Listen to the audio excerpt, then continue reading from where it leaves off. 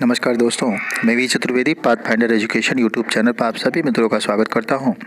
मित्रों, आपसे निवेदन है, हमारे चैनल पे आप प्रथम बार हैं तो हमारे चैनल को लाइक करें, शेयर करें, सब्सक्राइब करें तथा बेल आइकन भी दबा लें, जिससे शिक्षा जगत संबंधी जो भी महत्वपूर्ण अपडेट हो हमारे चैनल के माध्यम से शीघ्र आपको प्राप्त हो सके। जैसा कि आज के समाचार पत्रों में सबसे महत्वपूर्ण सूचनाएँ कुछ इस प्रकार से हैं। पहली सूचना है, उत्तर प्रदेश में अब जो शिक्षक भर्ती होगी वह एक आयोग से, यूपी में एक ही आयोग से होगी अध्यापकों की भर्ती। इसका ऐलान हो गया है। नई शिक्षा पद्धति के अनुसार ये कुछ महत्वपूर्ण बदलाव किए जा रहे हैं। उनमें से ये महत्वपूर्ण बदलाव में से यह एक है, योगी सरकार ने इसे हरी झंडी दे दी है। उसमें सबसे प्राथमिक शिक्षक भर्ती में 1/4 टेट के नंबर के जुड़ने का है। वहीं जूनियर और पीजीटी टीईटी के बेसिस पे जो वैकेंसीज हो रही हैं उसमें जीएस अब शामिल हो जाएगा।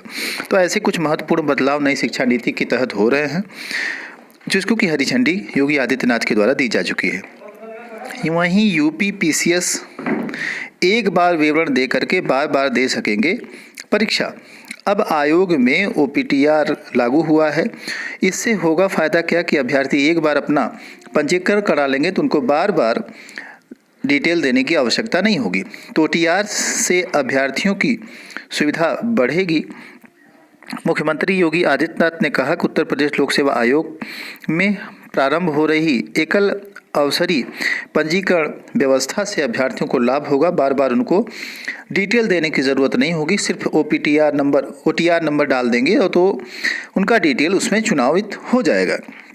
वहीं बीएड प्रवेश परीक्षा को लेकर के भी अच्छी सूचना है। 10 फरवरी से बीएड प्रवेश परीक्षा के लिए आवेदन शुरू हो जाएंगे। बुंदेलखंड विश्वविद्यालय को इस साल संयुक्त बीएड प्रवेश परीक्षा कराने की जिम्मेदारी मिली है। इसके लिए 10 फरवरी से ऑनलाइन फॉर्म भरे जाएंगे। शासन की ओर से विश्वविद्यालय को जारी पत्र में 1 फरवरी को बीएड संयुक्त प्रवेश परीक्षा विज्ञापन जारी करने का निर्देश दिया गया है।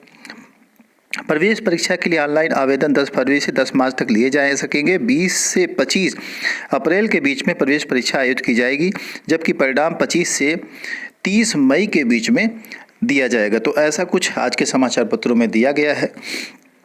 योगी सरकार इन सारे फॉर्म पर ध्यान दे रही है। वहीं प्राथमिक की भर्ती या जूनियर की जो वैकेंसी लटकी पड़ी है उस पर कोई ध्यान नहीं है, और ना ही जो टीजीटी पीजीटी की वैकेंसी चल रही थी उसकी एग्ज़ाम डेट या उसके जो कर्मचारी हैं उनके चयन की बात ही कुछ हो रही है। अब नया आयोग बनेगा तो 5 से 6 महीने नया आयोग बनने में लग जाएगा, जिससे वैकेंसी पूरी तरह से लटक जाएगी और अभ्यर्थी परेशान होंगे।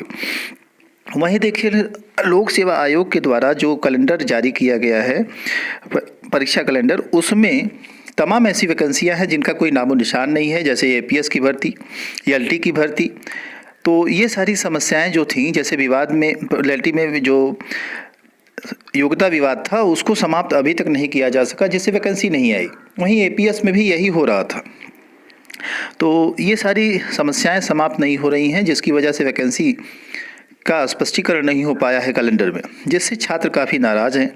एक मजाकिया ढंग से एक प्रस्तुतिकरण कर दिया गया है कैलेंडर का, जिससे सिर्फ अभ्यर्थी डेट जान पा रहे हैं और यह नहीं समझ पा रहे हैं कि किस चीज़ की परीक्षा कब कराई जाएगी। इससे अभ्यर्थियों में काफ़ी रोष है, और रोष होना स्वाभाविक भी है। इसकी शिकायत भी योगी आदित्यनाथ जी अभ्यर्थियों ने पत्र लिख कर किया है। वहीं देखिए, माध्यमिक शिक्षा सेवा चयन बोर्ड पर प्रतियोगी आज और कल दोनों दिन से शुरू कर रहे हैं। प्रतियोगी मोर्चा की तरफ से आज से, और साधारण अभ्यर्थी 5 जनवरी से 11 बजे से आप देखेंगे कि धरना प्रदर्शन कर रहे हैं। ये सारी प्रक्रिया कहीं न कहीं अभ्यर्थियों को मजबूरी में करना पड़ रहा है, क्योंकि आयोग कोई भी निर्णय नहीं लेता। और नए साल पे एक अच्छे कैलेंडर की मांग थी, जैसे कि एसएससी ने जारी किया, लेकिन उस तरह के कैलेंडर भी आयोग के द्वारा नहीं दिया गया।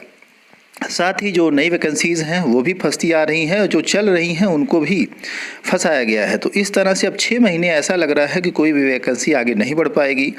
यूपी ट्रिपल की दशा अगर नई शिक्षा आयोग की भी हो गई तो जितनी भी वैकेंसी है वो 10 साल में लग जाएंगे पूरे होने में। जैसा कि आप सभी जानते हैं, बायोलॉजी 2011 का परिणाम अभी तक माध्यमिक ने नहीं दिया है। वहीं प्रधानाचार्य की जो भी भर्ती चल रही थी 2013 का, वो भी अभी तक जो है सैल्यूट नहीं हुआ है। इस तरह से इन सारी चीज़ों पर ना ध्यान देने की वजह से कहीं न कहीं छवि खराब हो रही है योगी सरकार की। इस पे ध्यान देना अनिवार्य है। इस पे ध्यान इस तरह से अभ्यर्थियों की बात को ध्यान न देना कहीं न कहीं अभ्यर्थियों का परेशान करना है और अभ्यर्थी मजबूर होकर के इस तरह के धरना आदि में जुट रहे हैं। इन्हीं सारी महत्वपूर्ण अपडेट के साथ सूचना सुनने के लिए आप सभी मित्रों का बहुत बहुत धन्यवाद। हमारे चैनल को लाइक शेयर सब्सक्राइब करें। Thank you very much.